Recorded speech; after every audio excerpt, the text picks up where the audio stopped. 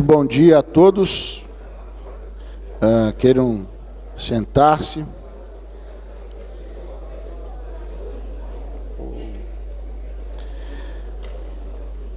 Vamos retornar às nossas atividades com o último painel da manhã, intitulado Hate Speech, Fake News e Redes Sociais. Como oradora principal, eu convido à mesa a professora Sofia Ranchordas, doutora em Direito pela Universidade de Tilburg e pela Universidade de Antuérpia e professora da Universidade de Groningen.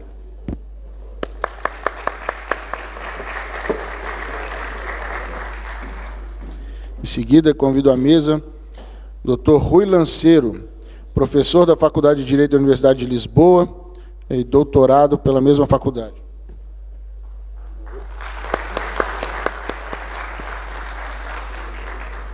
Convido também à mesa o professor Jorge Galvão, doutor em Direito do Estado pela Universidade de São Paulo e professor do Instituto Brasiliense de Direito Público e da Universidade de Brasília.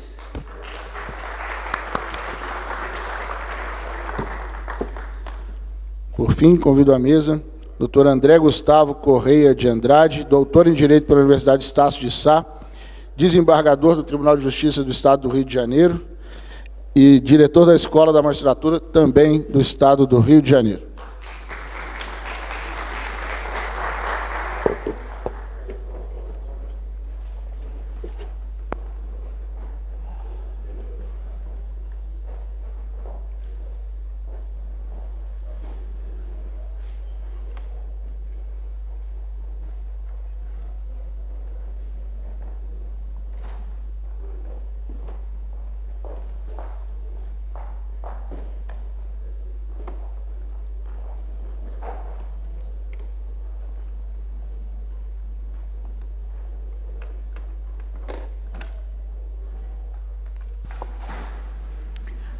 Bom dia a todos.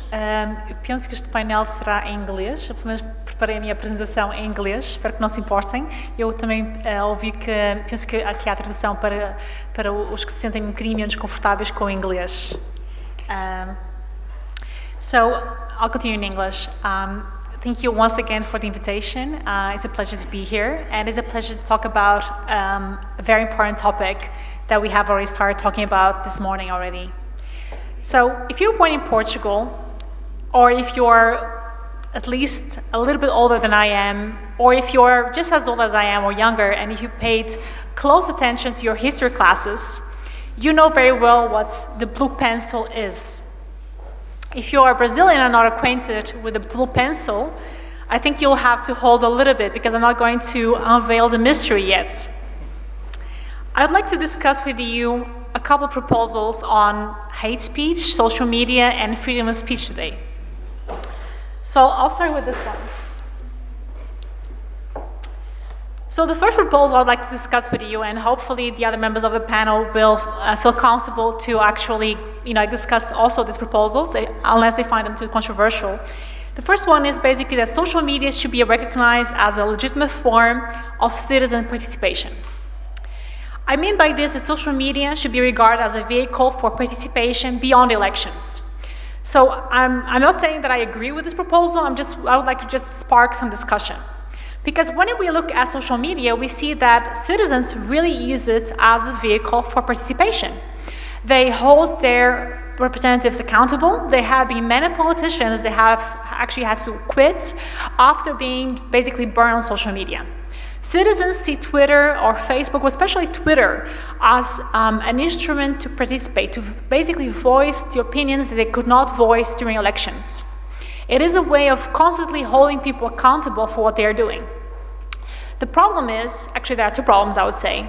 First one is that law doesn't see it yet as a legitimate form of participation. We have established forms of participation for citizens, such as elections, of course. We have referenda, which are very trendy right now. But social media is not yet regarded as a legitimate form of democratic participation. But I would like to propose that it could be one. So I would like to hold this one. I would like to please ask you to hold this proposal in mind, especially the panelists, because I think this could be an interesting topic for discussion. The second one, and it actually contradicts the first one, is that we should shut down social media. Yeah, we should shut down social media to prevent disinformation. We just talked about some of the risks of social media, and the second proposal that I would like to make is this one. And I'd like to do this because, I'm not the only one, I didn't think about this myself, but we've seen this. With the Sri Lanka attacks, this has been done. Actually, many countries have done that, not because they wanted to limit freedom of expression as such, but because they were afraid. They were afraid that if social media would remain open, people would come out and they would just lynch people that haven't done anything wrong. And that was actually what happened in Sri Lanka just very recently. With the Easter attacks, the country had to close down social media because they were afraid. And many people actually welcomed the fact that they closed down social media.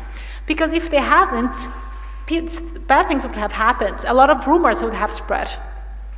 So this is why I would like to propose that we also keep this second proposal in mind. So the first one is that social media is a vehicle for participation, and the second one, totally the opposite, is that we should shut it down. So I'm very curious to hear what the other panelists have to say about this. But of course, these are just the opening proposals, because in the outline I'm going to develop them both a little bit better, and I'm going to develop them through basically 3 points. So the first one is that social media is indeed a vehicle for democratic participation, but at least it was that in the beginning. So in the beginning it was a vehicle for democratic participation, but I'm going to actually delve into that and discuss whether it's still the case. The second point I'd like to make actually refers to the problem of distribution of power.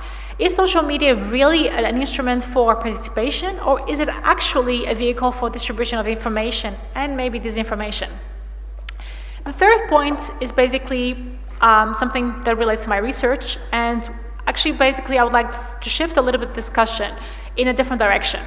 And that's why the third topic is what we should really be talking about. And I think we should really be talking about power and information power and platform power. And that will be basically the way I'm going to close the intervention.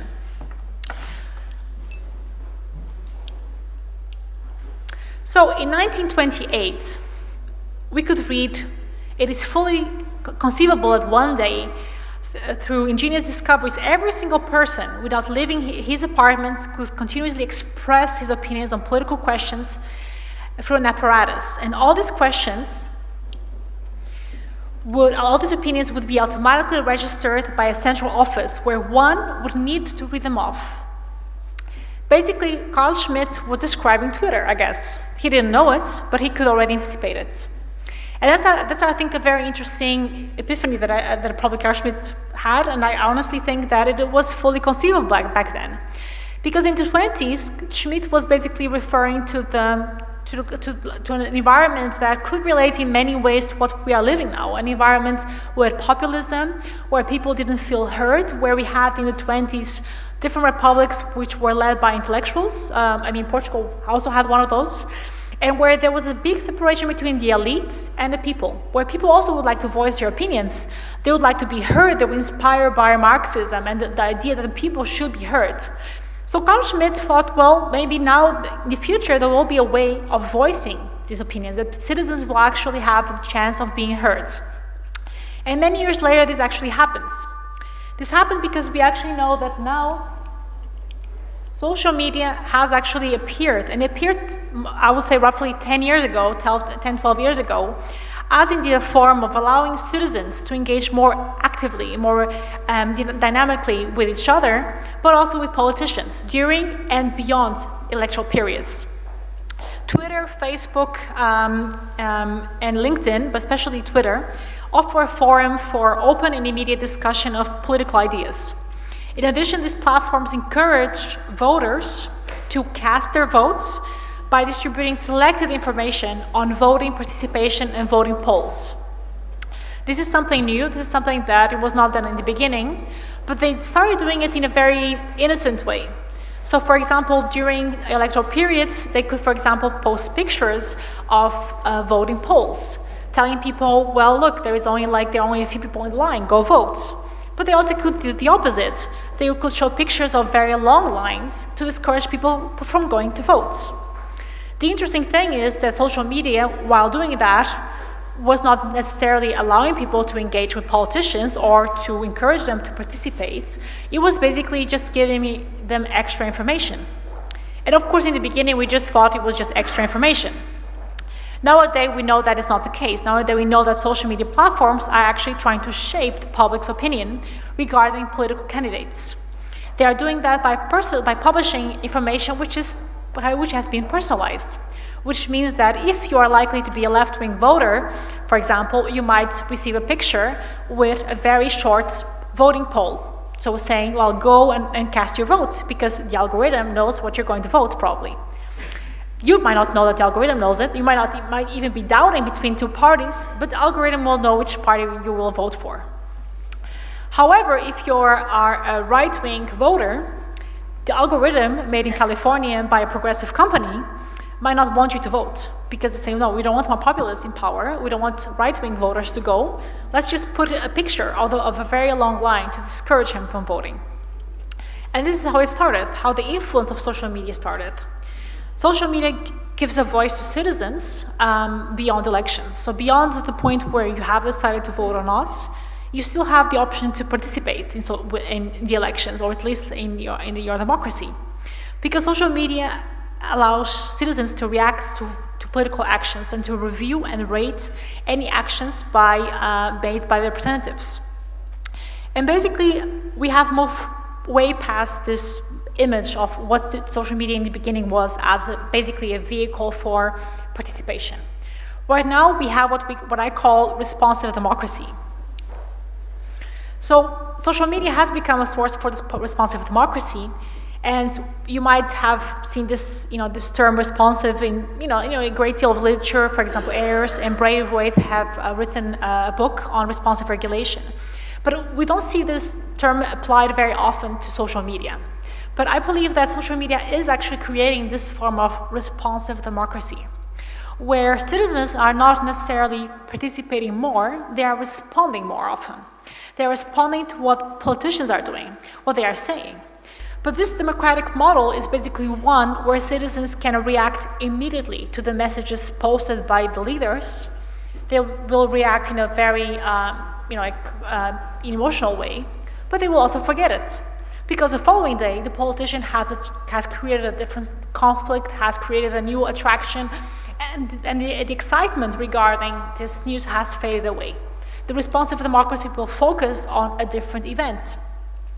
And this notion of responsive democracy is indeed inspired by the idea of response to problems, of the need to assess the responsiveness of the government to the needs of the citizens, but also the need to focus on the transparency of governance. So basically, if you're in favor of a model of the responsive democracy, you will say that this is actually quite friendly towards citizens. It is very citizen-centric, because it allows citizens to voice immediately what they think. But at the same time, it also imposes continuous political participation. So it would mean that citizens would always have to react, and politicians would react back in an also emotional way.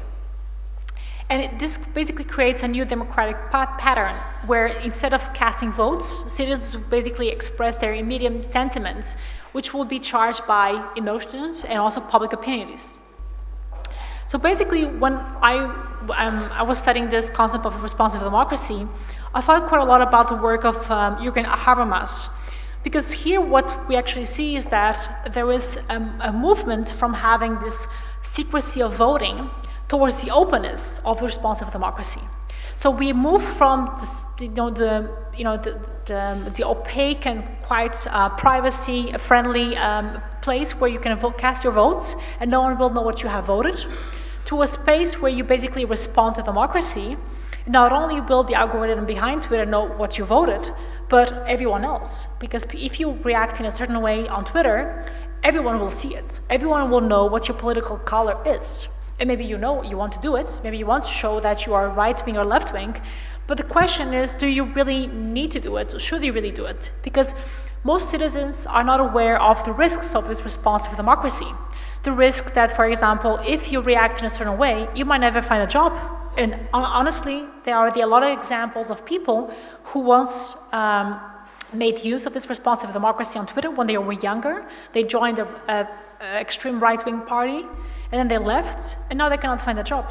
I recently met a foreign politician who joined this Dutch party when he was very young, when he thought that this nationalist party could save the Netherlands from immigrants, and afterwards he realized that he had never met an immigrant in his life, that he had never known any kind of damage made by an immigrant. The damage was himself. And after he left, he changed his mind, he grew up, he couldn't find a job. Because basically he had voiced it so many times, his opinion against immigrants, against left-wing parties, against society, that many of his employers were just afraid, and they didn't take him. So it had been better if he had kept his vote secret in the voting poll. So the concept of reactive democracy and responsive democracy rests on the heritage of many scholars. And it rests on the heritage of particularly Green, that actually defined the so-called ocular democracy. And the ocular democracy, it sounds like quite intellectual, but basically it's the idea that you design a system of civic empowerment, a civic empowerment that acknowledges political participation as something that you watch. You watch and you also interact with it, but it's something that everyone sees. So basically you have a big eye and everyone can see it and everyone can react to it. So it's a bit of the 1984 of modern days, where basically politics is experienced as a spectacle where everyone can participate, not something that is not just on television, but citizens can engage with. And I would say that, in essence, it sounds interesting to see the politics and society as a political spectacle where people can interact and can gaze the leaders. But at the same time, this is problematic because, as I said, social media is not only a source of participation. It is actually only a source of much more than that, especially because we know that our leaders also understand how social media works. If we respond to them, they will respond to us. They will create a new attraction the following day. But the problem is that social media has changed significantly. As I said, algorithms know how we vote, but also speech has changed. Speech has changed because we know that nowadays we know that social media is not only about citizens engaging with each other or with politicians, but there are also foreign influences that are also engaging with social media. And that also has had an impact on elections in general, but also on our daily perception of social media. Which means that many of the people who once thought that social media was a way of participating, they now don't trust it. They actually see that it will only be a spectacle for some people to watch and not everyone to participate in. So what has changed and why would I be critical of the first proposal? The proposal that social media should be regarded as a legitimate form of democratic participation. Well, first of all, who speaks has changed. In the beginning, social media was regarded as a source of participation for everyone. But now, as we know, there are people who have left social media, people who have entered social media, but it's not always the same people speaking. Not all citizens are given the right to speak. Especially because we know that many politicians are basically using digital media to approach their voters. But not all the voters can speak. Not all the voters are on Twitter. Some less tech-savvy citizens who are not acquainted with social media might not fully understand how speech works in social media. They might not be able to actually engage with it. So the first point is who speaks has changed. Especially many citizens are not the same. Citizens who were first engaged, first very active on social media, they now don't trust it. And others who actually have recognized its advantages use it more often because they see it as a way of making their ideas viral. The other reason is that social media is not always used for political participation. It is used very often for advertisement, for influence. So the reason why people speak on social media is different. People don't always speak on social media to respond in a democratic way to political actions. They also do it because they want to advertise themselves, their work, their products, and then social media has basically become a blurred space of democracy and business. And I think this is quite problematic. Another aspect that has changed is how people speak. We don't speak in the same way on social media as we do here, for example. If this would be a social media post, my time would have been up for a long time already, because I would only have 1,000 characters to express my whole message. I tweet. So we speak through tweets. We limit everything. When I ask my students to make a pitch, I tell them, write a tweet. Because that's the way you write speeches nowadays. You don't do like the 2-minute elevator pitch anymore, because the 2-minute elevator pitch would actually be too long for a tweet. So I ask them, like, be concise. Imagine you're writing for Twitter, and that works, because they know what Twitter is and they know how it works. Actually, Instagram works even better for students nowadays. The other element is one which I cannot solve, and I don't think anyone in this room probably has a fixed solution, but I would be happy to hear. It has to do with speech control. Who controls speech? And this is basically something that I would like to use to introduce the second part of my presentation, because speech is not controlled in the same way on social media. In a public space, speech will be controlled, for example, by public authorities. If you want to make a public speech, if you want to make a demonstration, you have to ask for permission. The permission might be denied in some cases by a public authority. On Twitter, you have a private company who will control your speech. The private company will say whether you are allowed to speak or not. And this is where I would like to bring the topic of hate speech. According to Facebook, the Dutch are the most racist people on earth. That's right. You might think that the Netherlands is a very tolerant country. According to Facebook, they are not. They are the most racist people on earth because they have an event on December 6th, and on December 6th, they paint their faces black, so blackface in English, so very racist, and they do that to entertain the kids. It is for some an allusion to slavery. To others, it's basically just a party. It's nothing special. So basically, it's just basically you have this, kind of like Santa Claus, the Dutch Santa Claus, comes from Spain, by the way. And this Dutch Santa Claus has a little helper, and he has a little bit of rust in his face. But he's black-faced. And there are a lot of discussions on Facebook about this party, about the blackface. But Facebook, which is based, of course, in California, considers this to be hate speech, because everything regarding this Dutch party is about racism, because it's about making people black and making fun of them.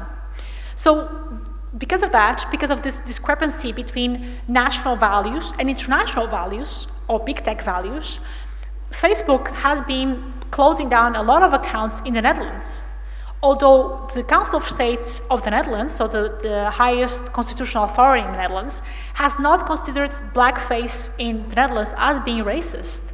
Actually, it has considered to be a tradition which should be respected.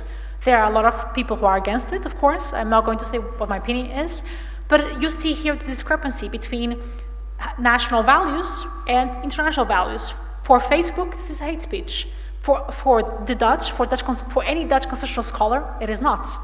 And I think this illustrates quite well the difference between these two dimensions, the international one and the national one.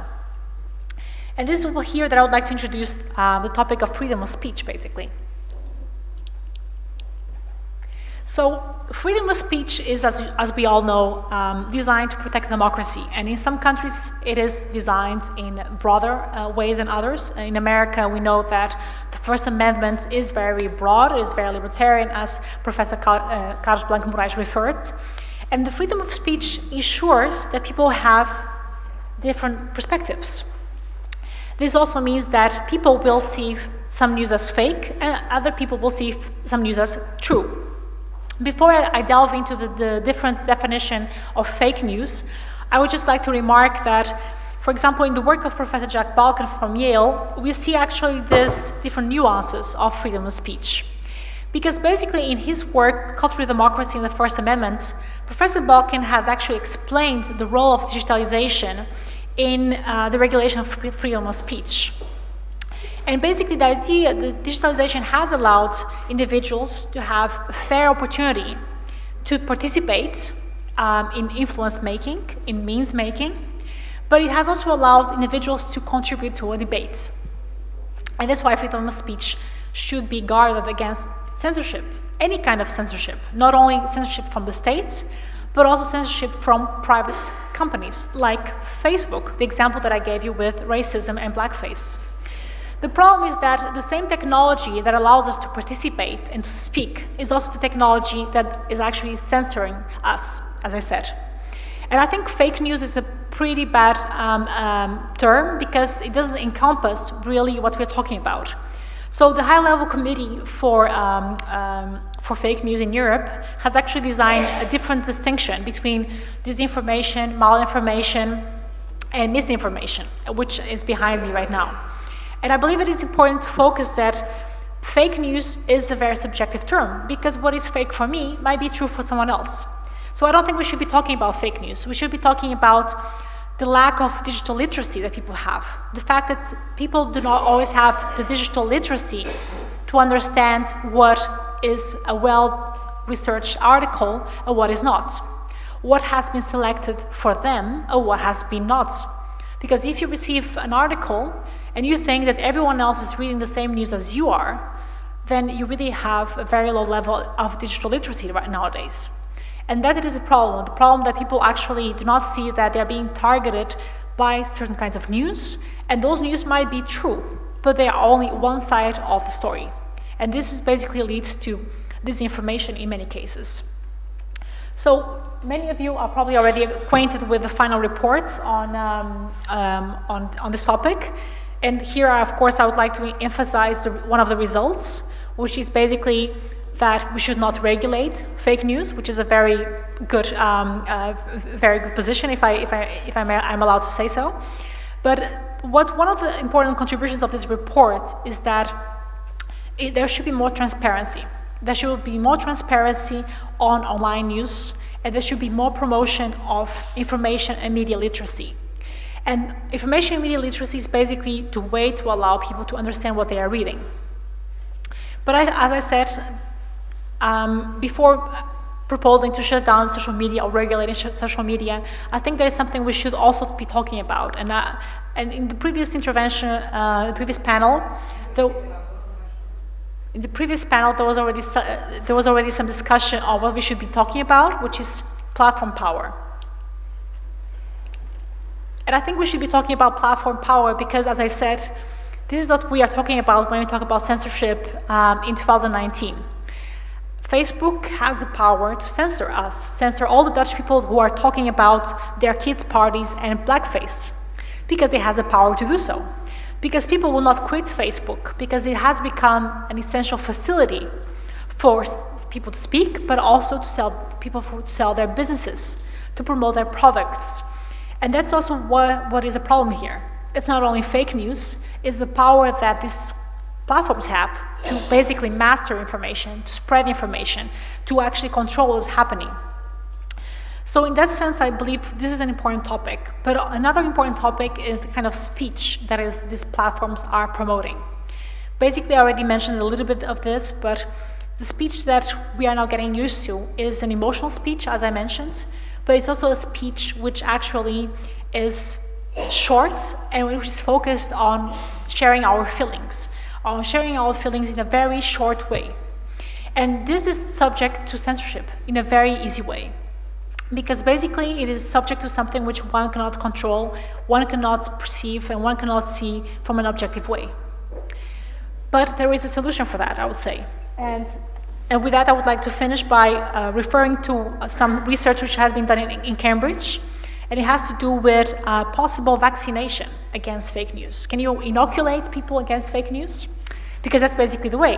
That would help, making people more informed, more digitally literate, and with this literacy would come a vaccination against fake news. So this group of researchers from Cambridge, psychologists, they studied how Vietnam officers, American officers who went to Vietnam, were inoculated against fake news. So if they would be captured and if they would be manipulated, they would be able to shut down every single bad news that they receive. If people tell them your battalion has been shot, you're the only survivor, you have to tell us, you have to surrender. The soldiers were mentally trained not to give up, always to believe that what they knew was true and everything else was just noise. And the interesting thing is that this research from Cambridge tried to link the military training that they received to what basically we should be doing with digital literacy, which is not to say what's fake, what's not, but to give people the ability to reflect, to give the people the ability to reflect upon the intentions of who is giving us information. And the psychological research is really interesting because it really focuses on the ability to ask questions, to actually stimulate citizens to ask the question instead of searching for cheap and convenient information. And with this, I would like to finish also with a quote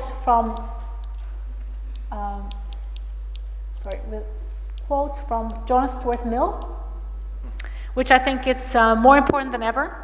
So John Stuart Mill actually placed the focus on one of the things that I think we should be talking about.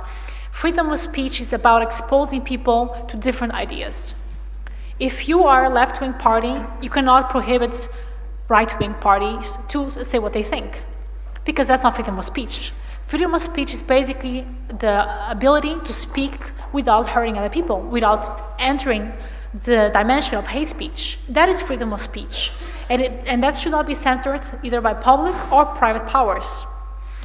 And that's when I believe we should look at John Stuart Mill's work on education and culture, because he actually had a point on this. And when I look at the conclusions that I try to draft myself, I think it is important that citizens know that behind every technology, there is not only a computer, there is someone pulling the strings, there is a human. And it is the human that creates the bias. It is the human that decides the algorithms, that puts the information inside the algorithms. And if the human is located in California, he will decide in a way. If he is located in Moscow, he will decide in a different way. But there is a human influence behind it that we often forget.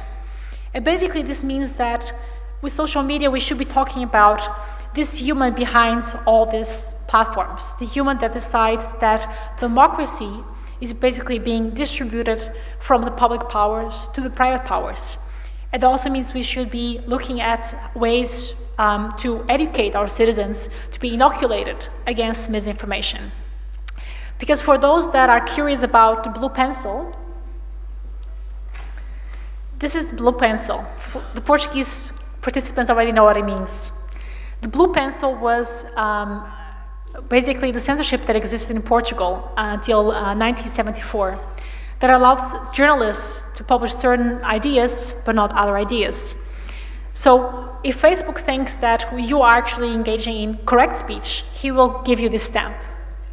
But the problem is that in the old days, our Facebook, our government also gave other stamps.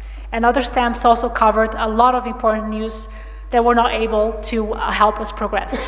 So thank you.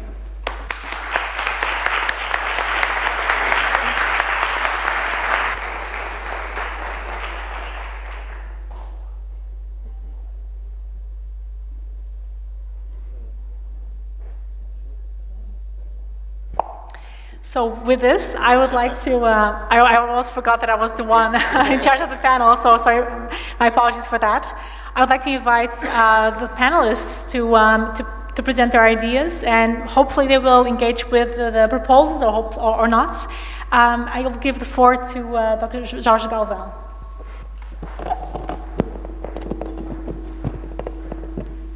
Bom dia a todas e todos. Muito obrigado pela palavra, professora Sofia. Eu, inicialmente, gostaria de agradecer ao convite formulado pelos professores Carlos Blanco, professor Gilmar Mendes, professor Sérgio Vitor. É uma honra e uma satisfação estar aqui nesse painel, nesse grande evento, que já está no calendário acadêmico brasileiro e português. Eu queria, inicialmente, dizer que, quando eu recebi o convite, o professor Sérgio Vitor me disse que eu deveria falar sobre fake news em inglês em Portugal. Eu achei que isso já seria uma fake news, que eu deveria falar em inglês em Portugal. E agora, eu fiquei, por algum motivo, isso aqui está... Deixa eu...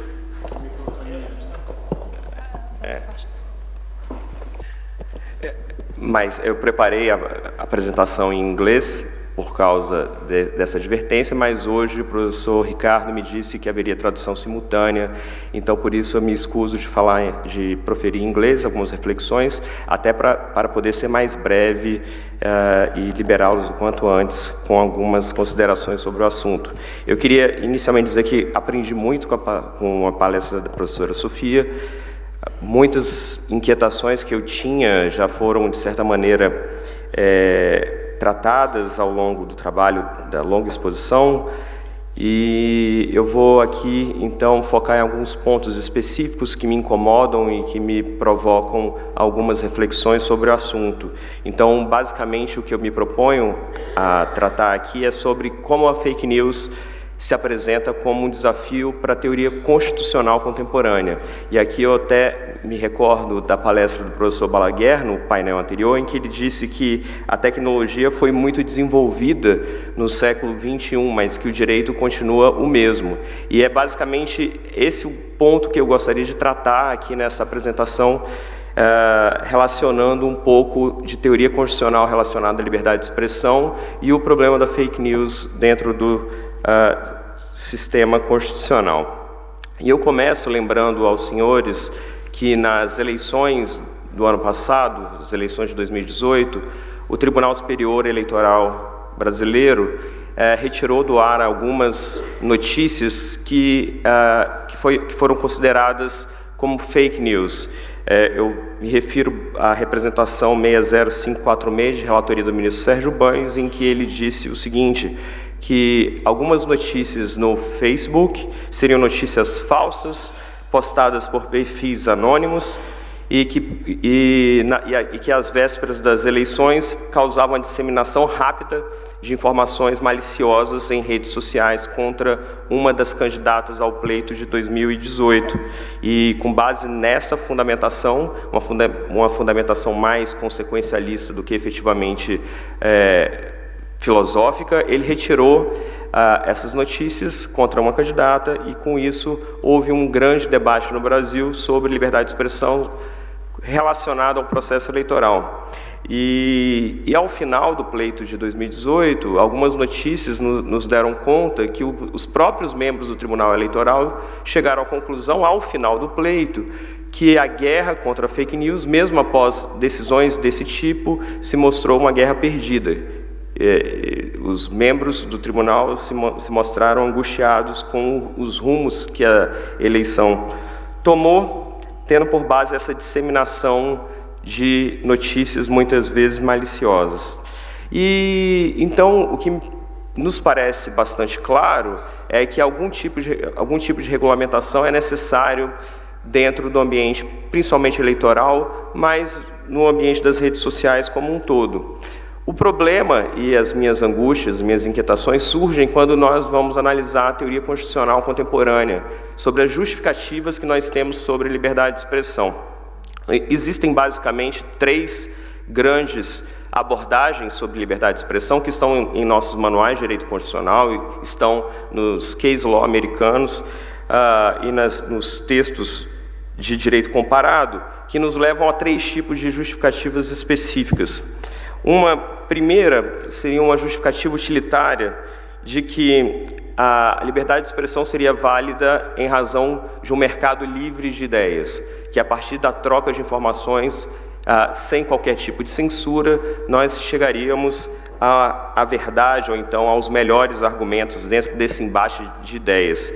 Essa posição é normalmente associada ao Justice Oliver Wendell Holmes, no caso Abrams versus United States, de 1918, e, de certa maneira, continua no ideário dos juristas, não só americanos, mas também brasileiros. Eu cito, por exemplo, a DIN 4815 do Supremo Tribunal Federal, que tratava das biografias não autorizadas, em que o Supremo Tribunal Federal chegou à conclusão de que as versões deveriam ser colocadas em público, ainda que o biografado não não gostasse da forma como os fatos foram ali relatados. E o argumento do Supremo Tribunal Federal foi no sentido de que seria válida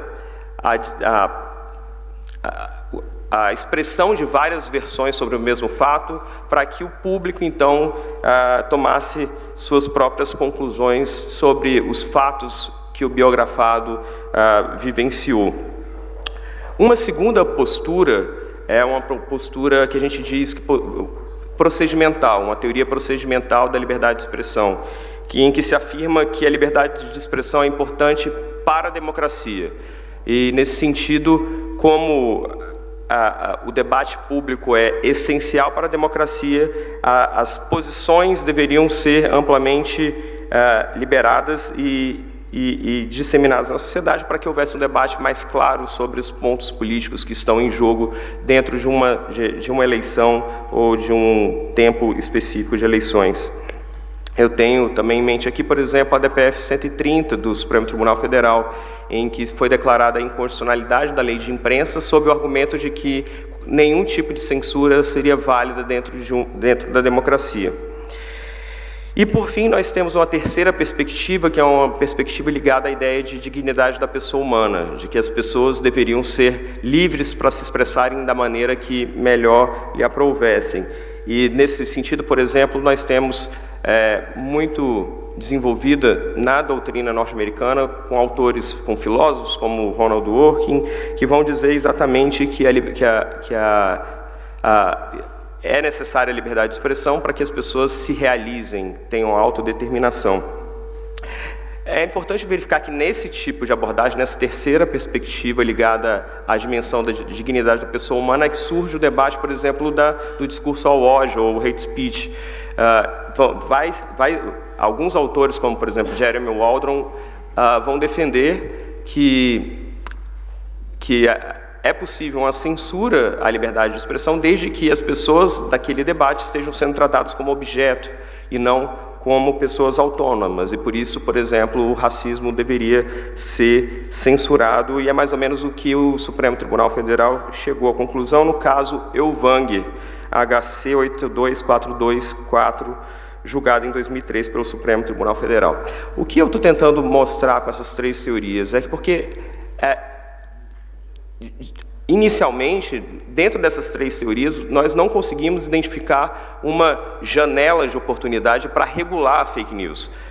Nas três teorias, dentro das três teorias, nós chegaríamos à conclusão de que a fake news não deveria ser regulada ou censurada, porque seja em razão do mercado livre de ideias, seja em razão do processo político-democrático, seja em razão da própria dignidade e autonomia do sujeito que profere, que lança sua opinião na internet.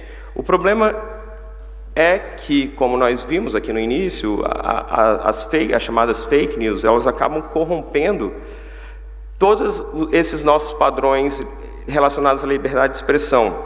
Por exemplo, nos parece óbvio hoje que a verdade não vai florescer dentro de um debate permeado por fake news, por notícias falsas, maliciosamente falsas. Da mesma forma, não só no Brasil, mas também nos Estados Unidos, o resultado das eleições tem sido questionados. Por quê? Porque se argumenta que as fake news levaram o eleitorado a uma ou outra posição. E, por fim, também a ideia de dignidade ou de autonomia do sujeito passa a ser questionada a partir do momento que as fake news conseguem manipular a conduta dos sujeitos. O que eu estou aqui tentando dizer para os senhores? Que essas três teorias básicas de liberdade de expressão, elas acabam sendo corrompidas pelas fake news, de maneira que um argumento pragmático, ao final, é que nenhuma das três mais sobrevive na contemporaneidade, de maneira que nós precisamos, então, regulamentar as fake news para que não só o mercado de ideias, como o processo democrático, como a própria autonomia do sujeito não seja corrompida. O que é um argumento de índole pragmática. E por isso que nós chegamos ao final, após essas inquietações, à conclusão de que, efetivamente, nós precisamos pensar liberdade de expressão no século XXI, um direito constitucional à liberdade de expressão vinculada à nossa realidade, não baseada em precedentes de 1918. Como fazer isso? Talvez aqui nós tenhamos um grande exemplo pela professora Sofia, como tentar teorizar a liberdade de expressão no ambiente contemporâneo de redes sociais. Mas, chegando aqui ao final, às conclusões finais, o problema é que qualquer tipo de regulamentação abre espaço para censura, para autoritarismo, o que é uma das grandes, são uma das grandes preocupações da própria liberdade de expressão. E aí nós vamos nos perguntar, é preciso de um mecanismo de antitruste para o mercado livre de ideias? É preciso haver regulação para que o processo eleitoral seja idôneo? É preciso que as pessoas sejam tuteladas para que essa autonomia seja, de fato, respeitada? E essas são as preocupações relacionadas ao tema. Talvez a grande distinção, e me parece que é isso, nessa linha que o Tribunal, por exemplo, Constitucional Alemão tem caminhado, é no sentido de diferenciar o que são opiniões e o que são fatos. E ao ler sobre isso, eu me lembrei de uma frase do ex-presidente norte-americano, Barack Obama, numa entrevista que ele deu ao David Letterman. As pessoas que têm acesso ao Netflix sabem, é um dos programas mais vistos do Netflix, em que ele disse o seguinte, criticando as eleições passadas nos Estados Unidos, que as pessoas, elas têm direito a opiniões sobre fatos, as suas próprias opiniões sobre os fatos, mas elas não podem ter seus próprios fatos. E talvez essa seja a chave para tentar equacionar, para tentar construir uma teoria constitucional de liberdade de expressão que leve em conta essas particularidades do momento em que vivemos. Com essas considerações, eu retorno a palavra à professora Sofia. Muito obrigado.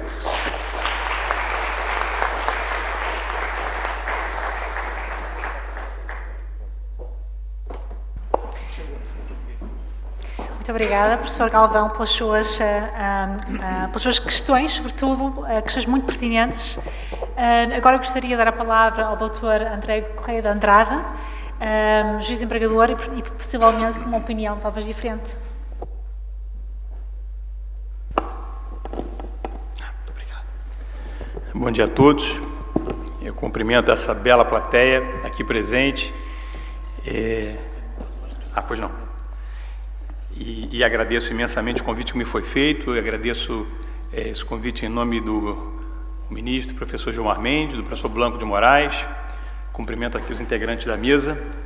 Eu aqui me reservei um espaço para falar sobre um tema que para mim é muito caro, que é muito importante, que foi objeto da minha tese de doutorado, que é o problema do hate speech, que é um problema que me preocupa sobremaneira, principalmente porque verifico que no Brasil nós ainda estamos a criar uma tradição em relação à liberdade de expressão.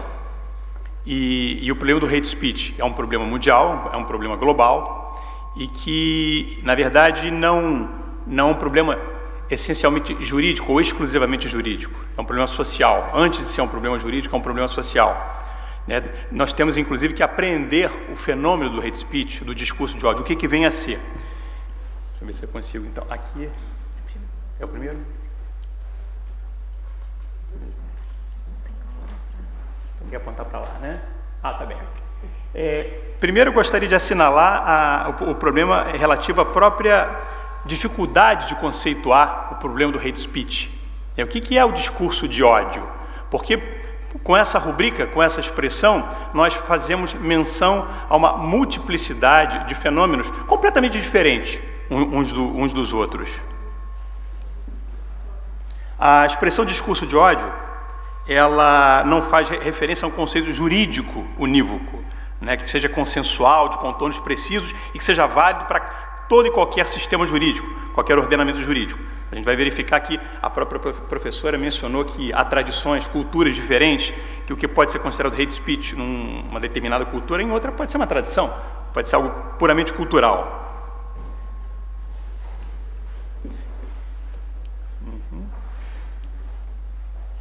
Esse fenômeno, esse problema cultural se tornou muito mais agudo com o advento da internet. A internet, na verdade, não criou o problema do hate speech, mas, de certa forma, potencializou o hate speech, o discurso de ódio, porque, na verdade, amplificou as vozes, né? Muitas pessoas que antes não tinham vozes, não tinham como se manifestar, encontraram na internet, enfim, uma plataforma onde elas puderam, na verdade, destilar, né, o seu ódio, destilar o seu preconceito, a sua discriminação. E aqui já faço logo uma observação. A ideia, a própria expressão discurso de ódio, ela é, de certa forma, enganosa, porque parece confinar esse tipo de manifestação discursiva a um tipo específico, que é uma manifestação em que há o ódio inserido nessa fala. Não necessariamente isso acontece.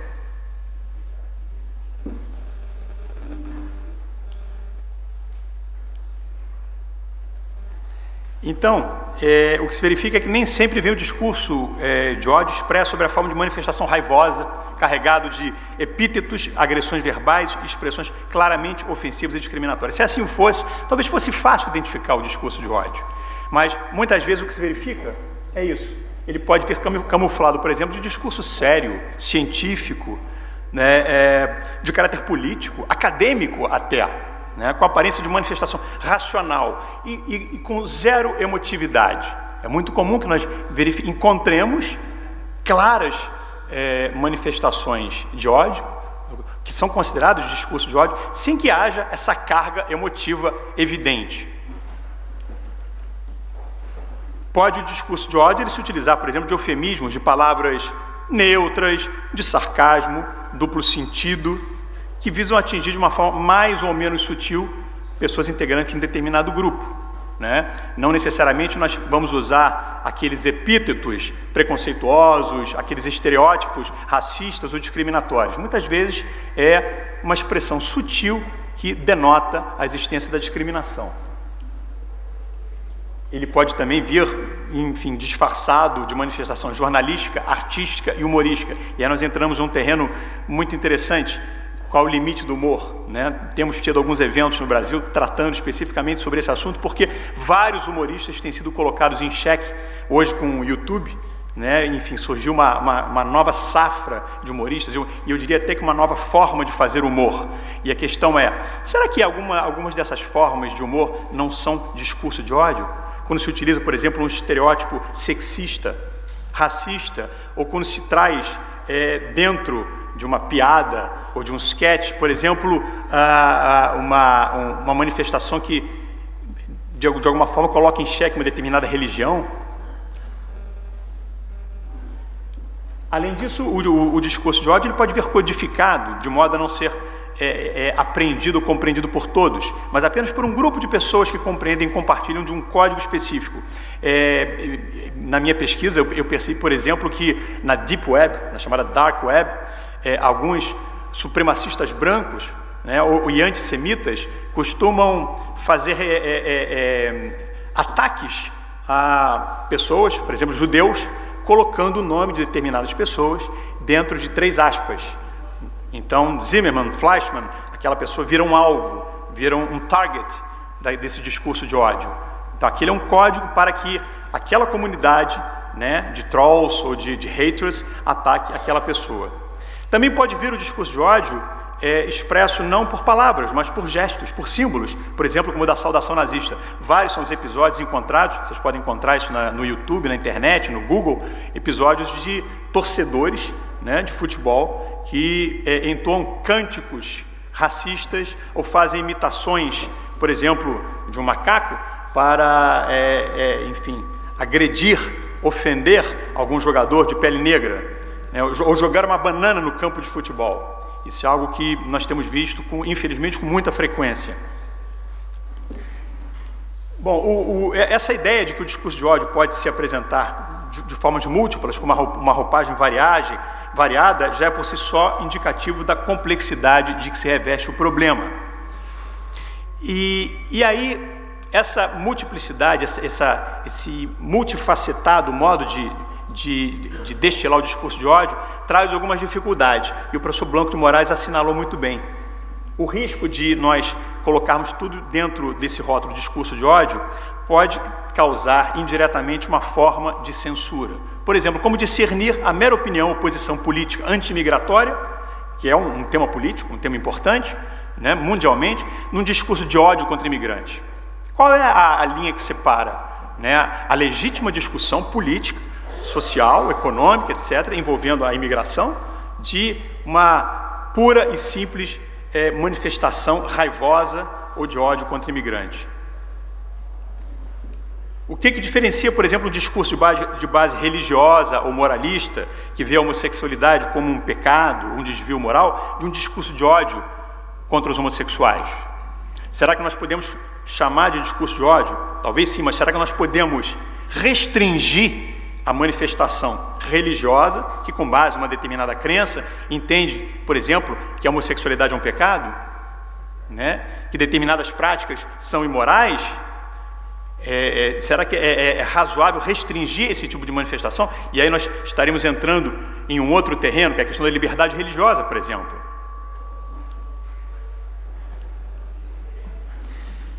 Qual a linha divisória, por exemplo, entre uma piada de mau gosto, ou usando uma expressão politicamente incorreta, sobre temas como raça, orientação sexual, religião, de um discurso de ódio contra algum dos grupos alvejados?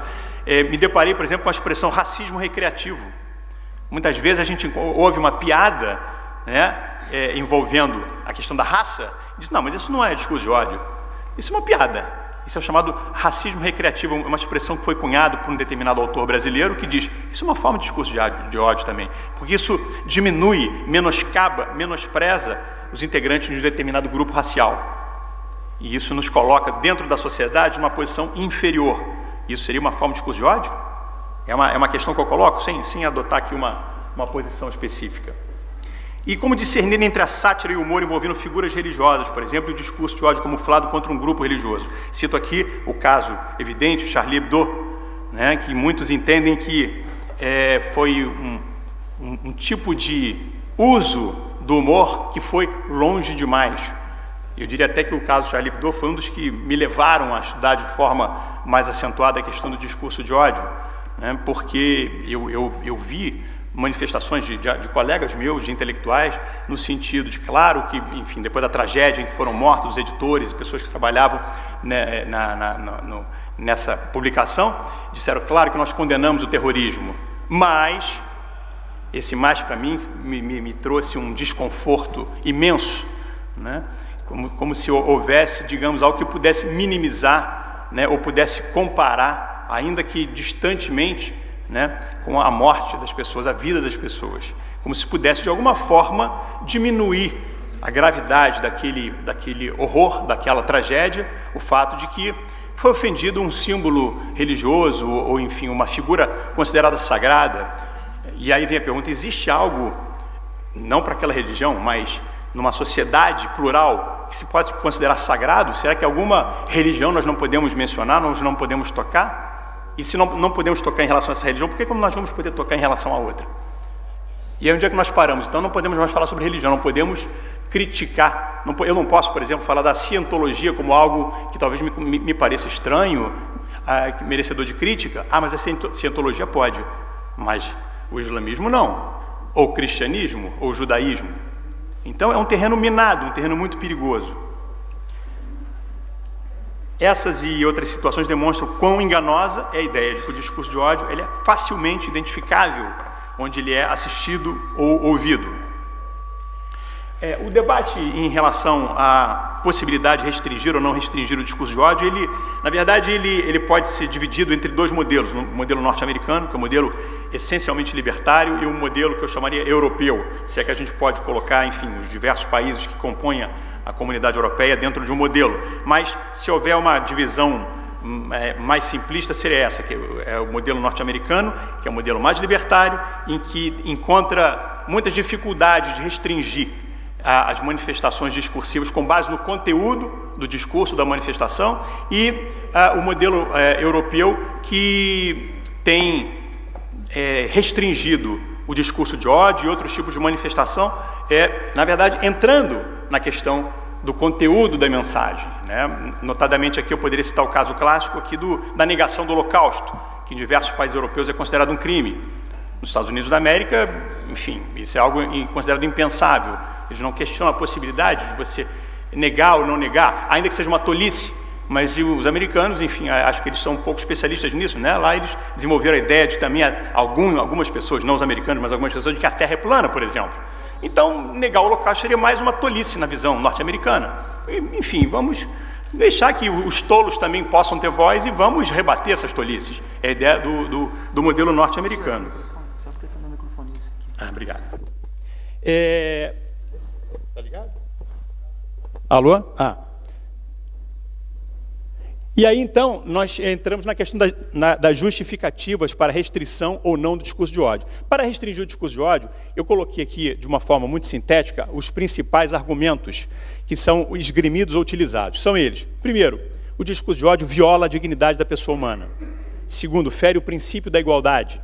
Terceiro, não tem valor social intrínseco. Por que proteger o discurso de ódio ou garantir que ele possa ser veiculado? Quarto, causa danos aos integrantes dos grupos discriminados. Danos de diversa natureza, danos psicológicos e até físicos. Algumas pessoas, segundo alguns relatos de alguns pesquisadores do assunto, algumas pessoas integrantes de determinados grupos que são alvo do discurso de ódio podem, muitas vezes, somatizar ou sofrer problemas sérios, muitas vezes cometer suicídio, porque se encontram encurralados numa sociedade que é considerada discriminatória, racista, preconceituosa. E, por fim, o discurso de ódio provocaria um efeito silenciador, né? A expressão americana para isso é o chilling effect, é um efeito resfriador, mas talvez melhor traduzido como um efeito silenciador, porque ele provocaria, digamos, uma diminuição na possibilidade das pessoas que integram aquele grupo que é vítima do discurso de ódio, uma diminuição da possibilidade de se expressar com receio do hater, com receio da crítica, com receio daquelas manifestações de ódio, eles acabariam ficando sem voz. Essas, enfim, numa síntese apertada, seriam as justificativas para restringir o discurso de ódio. E quais são as objeções? Isso me parece mais interessante, porque é fácil, de certa forma, defender a ideia de restringir o discurso de ódio, mas o que poderíamos invocar para sustentar que o discurso de ódio, de certa maneira, ele está amparado pelo princípio da liberdade de expressão? Em primeiro lugar, me parece um argumento muito interessante, o de que não existe um direito geral, né, universal, de não ser ofendido. Né? O que se diz, aqueles que entendem que o discurso de ódio ele não deve ser restringido, que ele estaria amparado pela liberdade de expressão, pelo menos até determinado ponto, o que se diz é que a ideia de que as pessoas devam ser protegidas para não serem ofendidas é algo inadmissível. Não existe um direito geral de não ser ofendido. Os americanos criaram uma expressão pejorativa, chamando determinadas pessoas, uma determinada geração, de snowflakes. As pessoas que por tudo se ofendem, né? O snowflake, porque aqui é o floco de neve que se derrete por qualquer mudança de temperatura, né? E a ideia, e essa foi expressa por esse autor norte-americano, é de que, na verdade, talvez tenhamos que institucionalizar em vez de institucionalizar a sensibilidade à flor da pele, a gente tem que reconhecer a necessidade de conviver com certos níveis ligeiramente mais elevados de ofensa. Faz parte da vida em sociedade, né? Enfim, nós aceitarmos algumas ofensas. A internet, aliás, está aí, né? Alguns já batizaram, pelo menos uma parte da internet, né, de o esgoto da liberdade de expressão, né? Quer dizer, então, seria o vaso sanitário da liberdade de expressão. Tantas são as coisas sujas e horrorosas que encontramos lá. Em segundo lugar, a ideia de restringir a liberdade de expressão, em razão do discurso de ódio, nega a capacidade ou responsabilidade moral dos cidadãos. Isso violaria a dignidade desses cidadãos, quando considera, de um lado, que eles não têm qualidade moral ou capacidade suficiente para ouvir determinadas opiniões, porque elas seriam perigosas ou desagradáveis, e que talvez as pessoas também não estejam aptas a ouvi-las e ponderá-las. Então, entregar ao Estado o poder de impedir o discurso do ódio é negar aos cidadãos essa capacidade, né, esse poder, essa legitimidade que eles têm de decidir se querem falar e se querem ouvir aquelas manifestações. Um outro argumento é o de que a ideia de restringir o discurso de ódio combate a intolerância com mais intolerância. Seria como querer apagar um incêndio com gasolina. Se o discurso de ódio é um discurso que é essencialmente intolerante, discriminatório, preconceituoso, Impedir o discurso de ódio é, na verdade, combater a intolerância com mais intolerância. E aí se evoca o paradoxo da tolerância, de Karl Popper, segundo o qual a tolerância ilimitada pode levar ao desaparecimento da tolerância. Você tolerar o Hitler pode levar ao holocausto, pode levar ao caos, né? É a ideia. Mas o próprio Karl Popper, que geralmente ele é citado de forma imperfeita, ele só considerava a ideia de impedir, de censurar certas manifestações como um último recurso, mas não como o primeiro recurso. Então a ideia de restringir o discurso de ódio talvez seja justificável, mas como um último recurso. Eu vou correndo aqui para o meu final. Outros dizem que restringir o discurso de ódio seria uma forma de distrair, né, as pessoas em relação às verdadeiras causas do preconceito e da discriminação. É mais fácil para o governo, realmente, determinar que determinadas manifestações não possam ser veiculadas. Agora, isso acaba com o preconceito, isso acaba com a discriminação? Uma professora, Nadine Strosser, ela disse, isso é, na verdade, uma distração dos verdadeiros problemas, né? Devemos, na verdade, buscar combater aquilo que provocou o discurso de ódio, em vez de procurar restringir o discurso de ódio.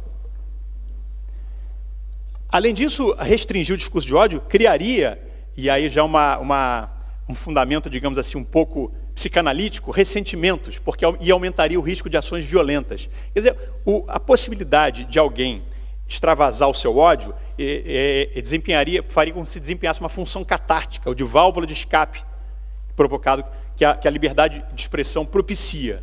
E é interessante essa expressão de Freud, ele tem uma frase em que ele diz: o primeiro homem a desfechar contra seu inimigo um insulto, em vez de uma lança, foi o fundador da civilização.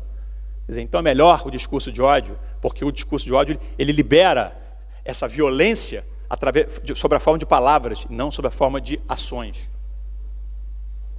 E já chegando no final, o problema de restringir o discurso de ódio é que ele transformaria certos temas, como, por exemplo, a superioridade de uma raça sobre a outra, a superioridade de um sexo sobre outro, a questão da moralidade e imoralidade de certas pessoas que têm determinadas orientações sexuais, transforma certos temas em dogmas inquestionáveis. Em proscrever um discurso discriminatório traz o risco de transformar verdades compartilhadas pela maior parte da comunidade em dogmas estéreis ou meras crenças formais. Chega-se a um ponto que a gente não sabe mais porque a gente está defendendo aquilo. A gente defende porque sempre foi assim. E ninguém questiona porque não pode questionar. Porque não se pode falar o contrário. E eu acho que esse seria o último argumento, leva o hater a agir na penumbra. Quem imagina que restringir o discurso do ódio, de uma forma geral, de uma forma ampla, muito elástica, vai fazer com que aquele hater deixe de ser hater, está enganado, ele vai continuar a ser hater, ele vai ter mais cuidados, ele vai agir cautelosamente, na penumbra, de uma forma não explícita. E a ideia é de que deve-se conhecer o inimigo para melhor combatê-lo. E para combater as ideias odiosas, é melhor conhecê-las para, então, poder rechaçá-las. Eu sei que o meu tempo aqui é curto, eu queria, na verdade, fazer aqui uma proposição que envolve o nosso artigo 20 da Lei de Racismo, a Lei 7.716 de 89, que tem como dicção o artigo 20, praticar, induzir ou incitar a discriminação ou preconceito de raça, cor, etnia, religião ou procedência nacional. Esse artigo 20 ele foi incluído na Lei de Racismo, não na sua redação original, mas ele foi incluído posteriormente, para exatamente trazer a criminalização do discurso de ódio nessas circunstâncias, nessas situações. Esse dispositivo tem sido ampliado e agora, recentemente, o Supremo Tribunal Federal introduziu no artigo 20 também a ideia da prática, ou induzimento, ou incitação de discriminação em relação às pessoas pela sua orientação sexual também. Esse dispositivo, supostamente, estaria concretizando um princípio constitucional do artigo 5º, inciso 42, que fala que a prática do racismo constitui crime inafiançável e imprescritível, sujeito à pena de reclusão nos termos da lei. A questão faz-se a necessária distinção na aplicação do princípio constitucional entre a conduta expressiva, speech, e a conduta não expressiva, action? Será que nós podemos colocar no mesmo patamar o racismo como prática, como ação, e o racismo como manifestação? Porque a lei de racismo, de certa forma, o faz, equiparando com o artigo 20 ao racismo praticado, as ações racistas, as manifestações racistas. Essa distinção entre expressão e ação ela, a meu ver, é fundamental na interpretação do artigo 20 da Lei 7.716, porque, na verdade, distinguindo dessa forma ação e manifestação, nós estaríamos, na verdade, apartando manifestações discriminatórias ou preconceituosas que, pela sua finalidade, elas são muito diferentes e que, na verdade, exigiriam um tratamento jurídico distinto. Nesse ponto, eu trago aqui um exemplo que foi trazido por um autor, Timothy Garton Ash, que ele fala, olha, nessa questão do discurso de ódio, contexto é tudo. Uma coisa é você defender, por exemplo, o extermínio dos Tutsis, né, em Ruanda, né, na rádio de Ruanda, isso seria uma ação criminosa. Já, por outro lado, você contar uma anedota extremamente racista no almoço privado, por mais deplorável que isso seja, não pode ser comparado a uma ação racista, como foi mencionada previamente. Eu trago essas palavras aqui um pouco desalinhavadas como uma forma de reflexão para que a gente pense na questão do discurso de ódio, que no Brasil ainda está sendo tratado de uma forma muito incipiente, a gente ainda está criando uma tradição em relação à liberdade de expressão, e eu penso que nós devemos cada vez mais estudar, fazer análise e eventos como esse para tratar desse tema que é tão importante e que ainda tem muito a ser desenvolvido. Muito obrigado.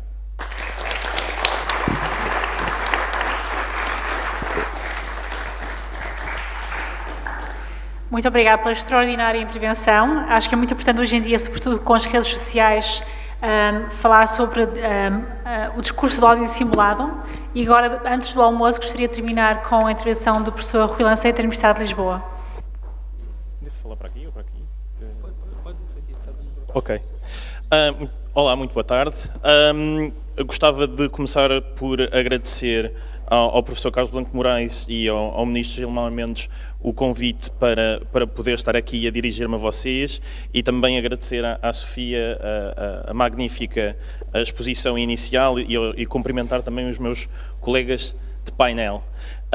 Eu tinha preparado a minha intervenção em inglês e por isso vou passar a falar em inglês com a devida vénia, peço desculpa, mas de qualquer forma acredito que há tradução simultânea. Listening to you, Sophia, I was reminded of a recent event. There was a letter that was written by the three main institutions of the EU to Facebook, trying to change some policies of Facebook. Facebook, basically, while transposing measures to fight disinformation in the US to the European Union, basically treated the European Union as not a single political entity, but each member state as political entities, which basically prevented the institutions to have EU-wide propaganda and calling up to vote in the next European elections. So here we find the main institutions of one of the leading trading blocs in the world, the European Union, pleading, humbly asking Facebook to change a piece of policy, a piece of corporate policy. And this reminds me what you talked about platform power and how sometimes we live in a very different world nowadays. A very different world from the humbly beginnings of the internet, the early internet that you also talked about, in a way, during which all of us, or thinkers thought about the internet as a route to more democracy, a route to a more equalitarian society, and a way to foster fair opportunity to participate to everyone. That is quite a different rosy environment, a rosy idea of what the future would hold. That is very different from the current discussion about hate speech and about fake news that we're having now. The idea of hate speech, as you brilliantly put, and the idea of fake news isn't really new. it's only the medium, the infrastructure, the digital infrastructure that changed. And in that way, I think we need to rethink the basics of freedom of expression, what you also addressed, in the sense that the presupposed, the ideas behind, the basics behind the jurisprudence on freedom of information and the academic analysis of freedom of information are basically a thing of the past. Freedom of information was thought as something on a world that information was scarce, there were few speakers, listeners had a lot of time to listen, a lot of attention to pay, and government was the main threat to freedom of expression. That is basically a very different world, that the world that we live in nowadays with the digital infrastructure. Nowadays, internet decreases the cost of speech. Everybody can be their own broadcaster, and in that sense there is an excess of information out there. And that excess of information competes with the scarce attention of the listeners. And in that world then, the commodity, the precious commodity, is no longer speech, but attention. And that attention is what is targeted by the new media and the new platforms, the media platforms that create packages of information that are targeted to specific listeners in order for them to listen what they actually want to hear, creating filter bubbles, and also that idea of not listening to persons that disagree with me, that actually distorts my notion of the society and of the opinions of others. Also, governments are, although governments still pose a threat to freedom of expression in a given sense, they are no longer the main gatekeepers of freedom of expression. Much of the responsibility to protect freedom of expression has moved to private hands. It is on private actors. It is on Twitter, it is on Facebook, it is on YouTube, and so on and so on. These private platforms are private platforms that provide a public space, and in that sense they are actually governors. They do possess a specific power, and a very powerful power, if you will allow me to say it in this way, to control the public discourse, the opinions expressed in those specific, not so private spaces. This creates new changes to limit, control, and actually censor speech. It is in the hands of these private entities the idea to block, to filter, to remove content, and it's up to them. It's a private party decision to do so, following their own standards and opinions in some way. The state still plays a part in the sense that national states try to sometimes target the infrastructure, target no longer the speaker, but in fact target the curator of the public space, these platforms. So China talks directly to Facebook, trying to suppress information in a Chinese Facebook that actually doesn't exist because Facebook cannot operate on China, but you get the idea. And in that sense, there is what is now being called collateral censorship, in the sense that the state no longer censors by themselves, but they use platforms to censor. In this new world that we live in, also, even the very freedom of expression can be used to limit freedom of expression.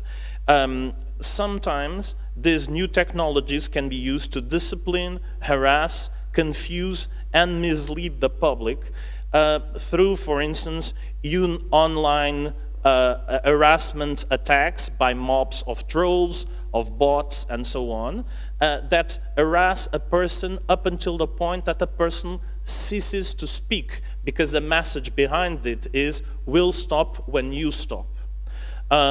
And it's also in this idea of using freedom of information to actually suppress, using freedom of expression to actually suppress freedom of expression, that we see this idea of flooding.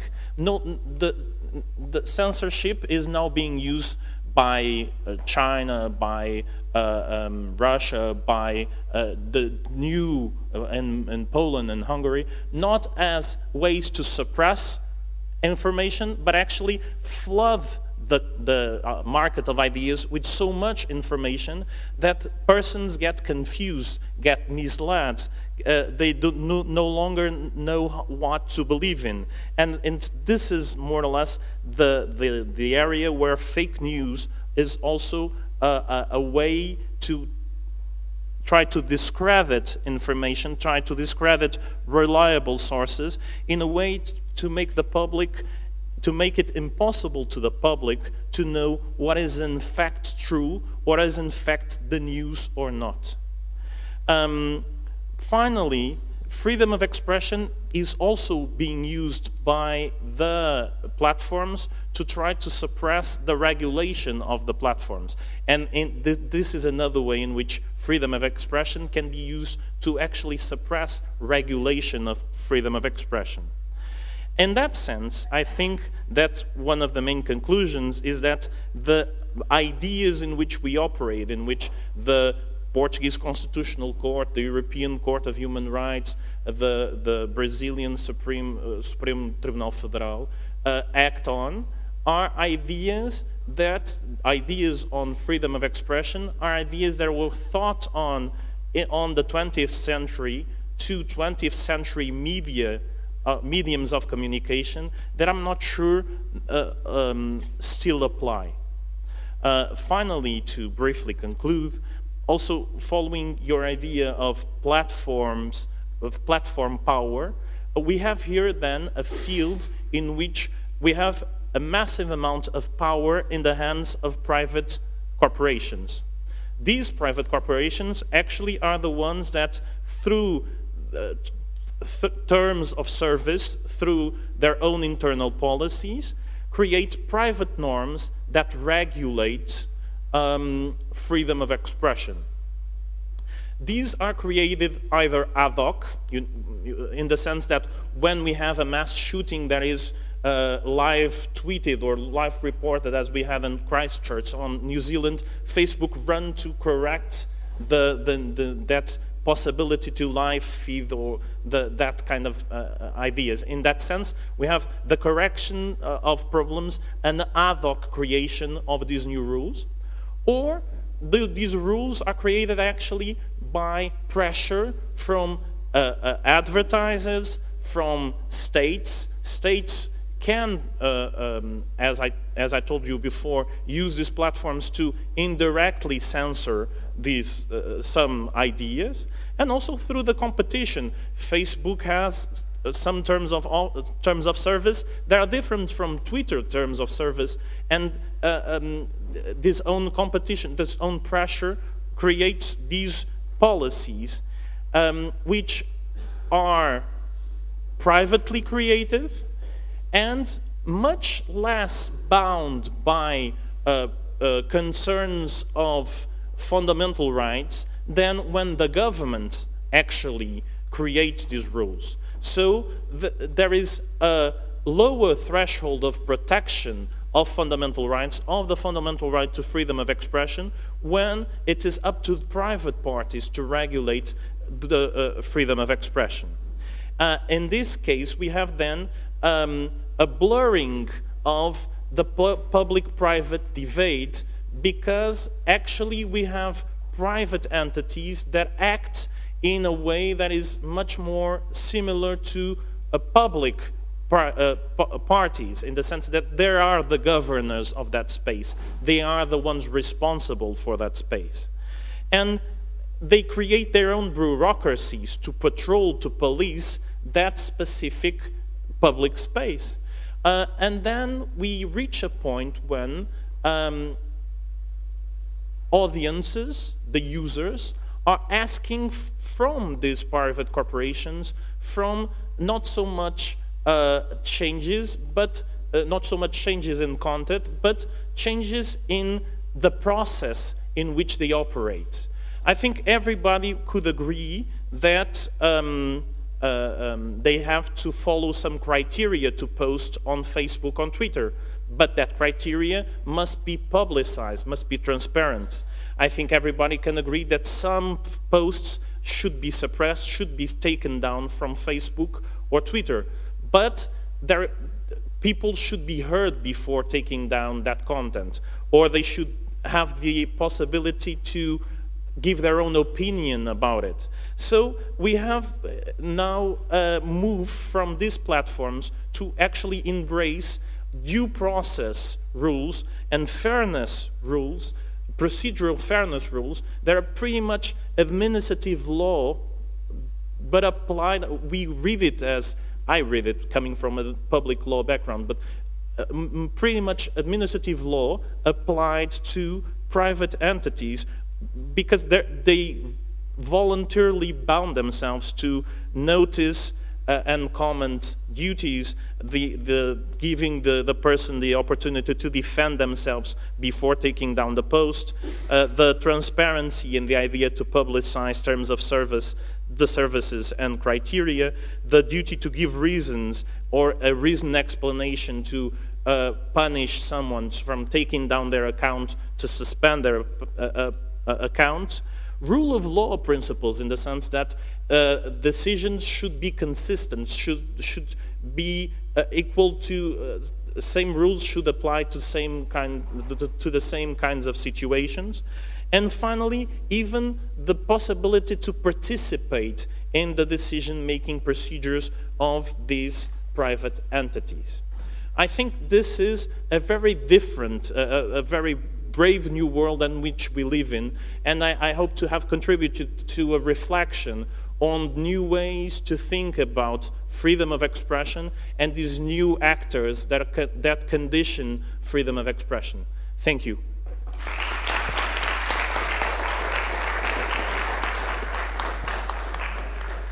Muito obrigada a todos os palestrantes, foi uma honra tê-los na mesa. Penso que agora temos uma pausa até às 2h30 e às 2h30 começará o próximo painel. Muito obrigada pela vossa paciência. Muito obrigado. Retornaremos às 2h30 da tarde, então, com o painel sobre regulação da informação no cyberespaço, com o professor Dan Wilsch, professor Domingos Farinho, professora Mariana Melo Egídio e o professor Ricardo Campos.